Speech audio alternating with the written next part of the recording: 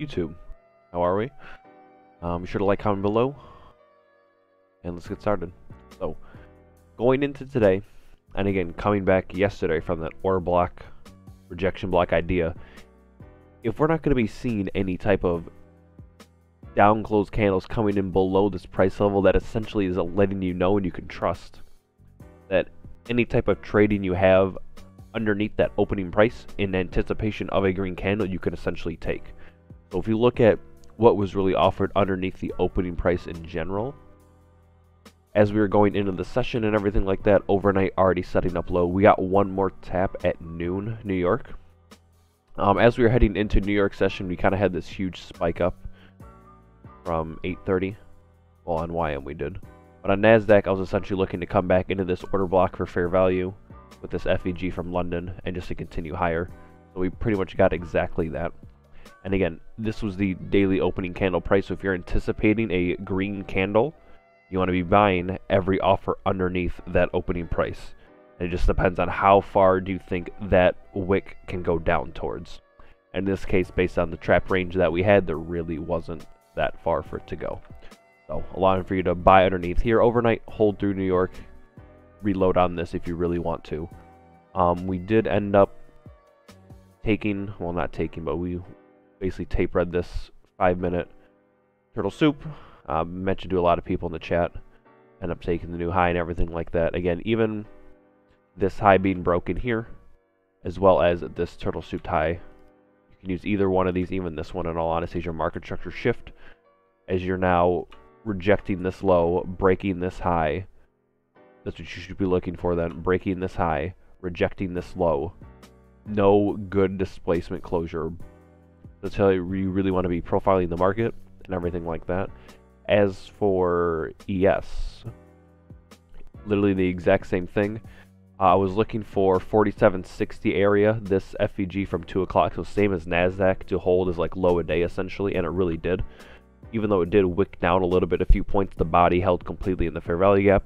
So they were both, indices were essentially paired off of the same idea. It was very, very cool to see. Dow, however, I was looking for some type of retracement here overnight, and it didn't happen until noon. So it is what it is. But again, same idea.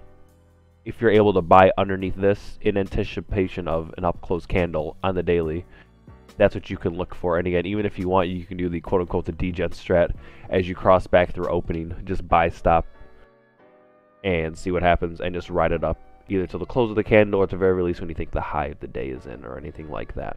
And you can use those as individual price runs on the daily candle. And you can technically do it really as it's crossing.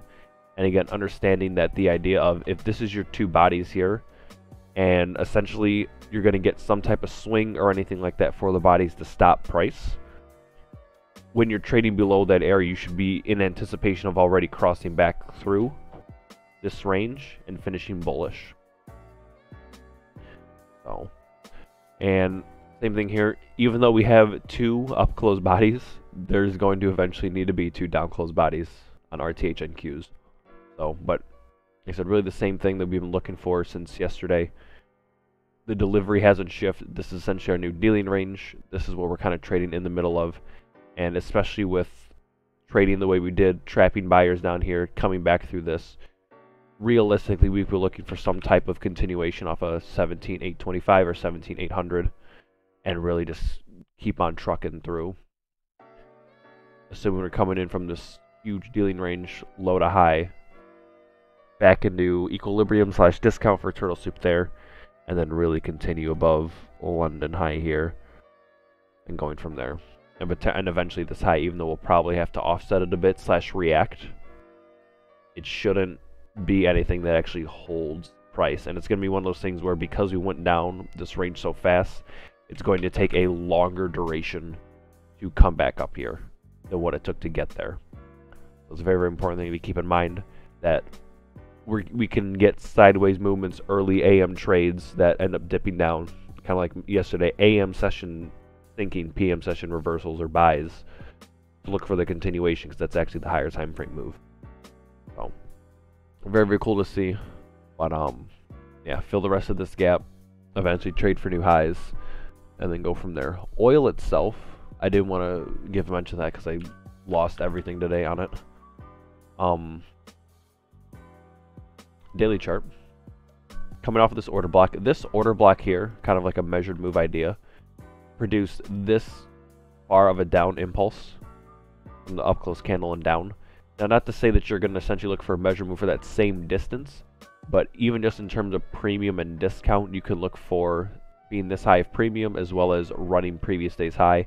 And again, the same order block rejection idea. If you're not going to have any, if you're not going to have any type of body closure above this, that means anytime you're trading it, you should anticipate closure below that level on whatever time frame, in this case the daily. So that's what we can look for in terms of trading back below. As for the actual intraday movement, really just a large A running previous day's high here, and then pairing it down below underneath previous day's low for an outside day, and then really just expanding through this balance range that had no business holding, and then really just fixing this breakaway gap here. So oil probably to come down from Monday's low eventually, or at least some type of movement based on like the inventory. And again, it can still LR through this, so you might want to see it potentially do it next week, but I wouldn't be so inclined on that truthfully. So Dixie, same thing. In the morning we were looking at a 5-minute sell model as we were going into New York. Again, 2 o'clock open, expansion through. As for profiling the market and being able to wake up at like 8 o'clock and anticipate a market maker sell model underneath this, because one of my friends tried to long gold.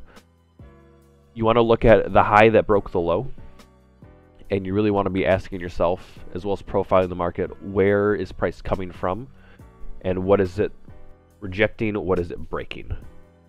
So what I mean by that is, if you break above this high here, or breaking above this high here, this high that was set in the market here came from where? Every high is going to come from a low. So if you want to be specific, you could say this went all the way down here, but based on fractal delivery, you can understand that the low is from here. This high was produced from this low. So the low that broke the high, the low that broke this high here is now being broken. That is your delivery shift. You can then do the same thing. What type of delivery do you look for afterwards? Rejecting highs, up close support, Sibbies, all that stuff. So rejection block ideas just based off this alone. Same exact thing on the daily we're talking about on NASDAQ. Same thing oil on weekly. Same thing on this Dixie 5-minute chart. No body candle closures above. Anytime you trade it, whatever time frame it is, take it in anticipation for it closing back within that range by the time the candle closes, and that's your stop loss. It's literally a time-based stop loss with an emergency underline. You can take that trade knowing that you're above the area for the rejection block. It should close back in that range. So as it's doing that, same thing. This high came from this low. Low that broke the high being broken. So even if you weren't looking at this as CSD or anything like that, or you're still trying to play this bullish, you have bearish PDRA supporting price. You have a BISI here getting disrespected in terms of bodies. You also get a true BISI here getting disrespected, broken again.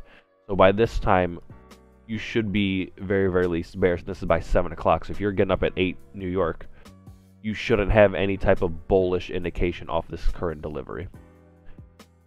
And it's going to be one of those things where you want to draw it out at first, rejecting highs, breaking lows, rejecting highs, breaking lows. That's how you essentially want to be profiling the market. It is extremely powerful and can keep you on the right side of the market a lot more often. You get something like a VIB here, same thing, up close candle, down close candle following the VIB. VIB, up close candle, down close candle. Doesn't get one here, likely because it was already fixed here. But again, that's what you're looking for when you see VIBs even remotely start to get fixed, is you want to see a fixture of an up close and a down close candle through that price level. It's not just one. It is literally more inefficient than a fair value gap by definition.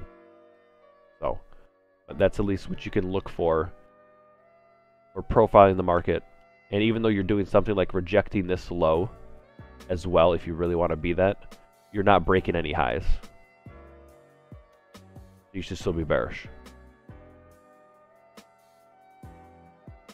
And you can just essentially walk through price and see that it was just sell side delivery all through here.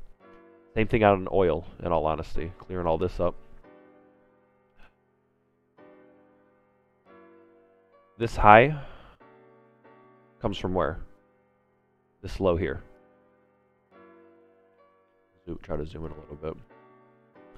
You can look at the same thing fractally. This high here, rebalance, intermediate term low, came from here. Low being broken, closed below, market structure shift. Trades up into an order block at 10 o'clock. You now have bearish PD arrays at a high after open outcry 9 a.m. Judas. As well as just stack sell side, previous day's high, already gone. So when you're using that market profile, that's what you want to be looking for, is the high that broke the low, or the low that broke the high being broken, because that means they're shifting their net positions. And even if you weren't looking at that turtle soup on a failure swing, getting swiped, close well back within, that's all you really need to see. By that time you get oil inventories coming out, huge displacement down, order block, get a large fair value gap, market trades up into it. Same thing here, this high rejecting, trading above, closing below. This high came from this low, rejecting highs, breaking lows, rejecting highs.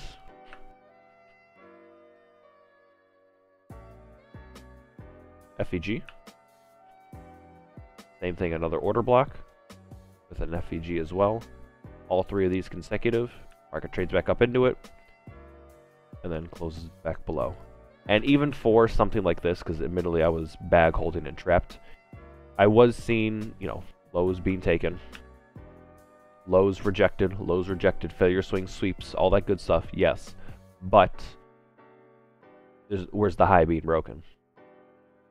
You can argue that it's this, by all means, but understand that when you get huge moves like this, you're likely to get some type of internal retracement or the premium range to continue lower. That was one of the mistakes I made going into today, and really had me hold through all of this down movement, which was terrible bad.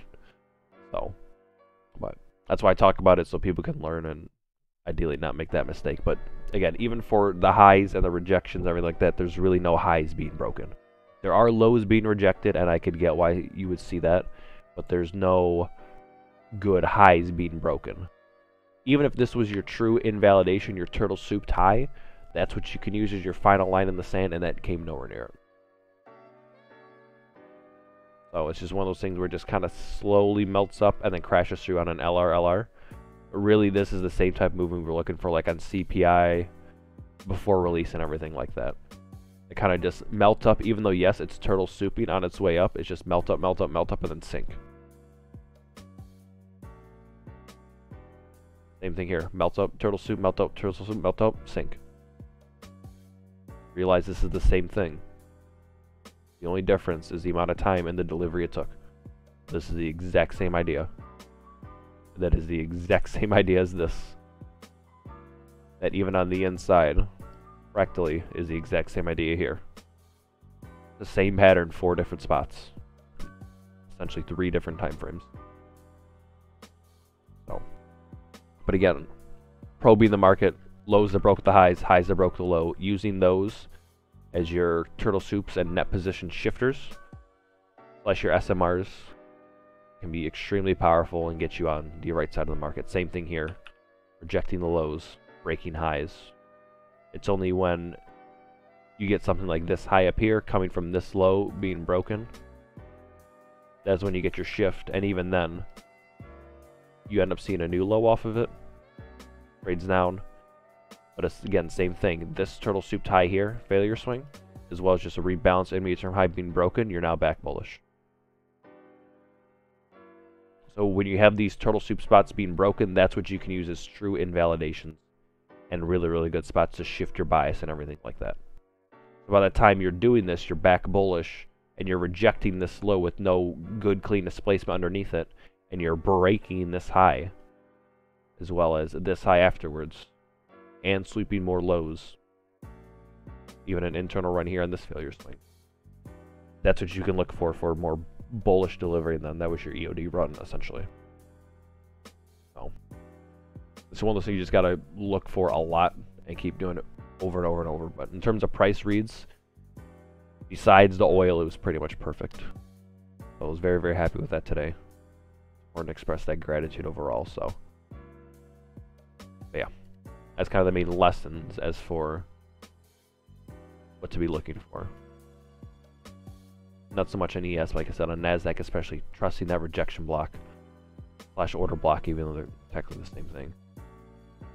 No, preventing no candle closures below that price level or above that price level, like we were talking about on Dixie on the 5-minute, right up in here. So, but I will leave it off with that. Not sure what the rest of the week has in plan besides unemployment tomorrow and PC Friday. I don't know what I'll be doing just based on how I did today, but other than that, I wish you the best in trading, and I will see you guys in the next one.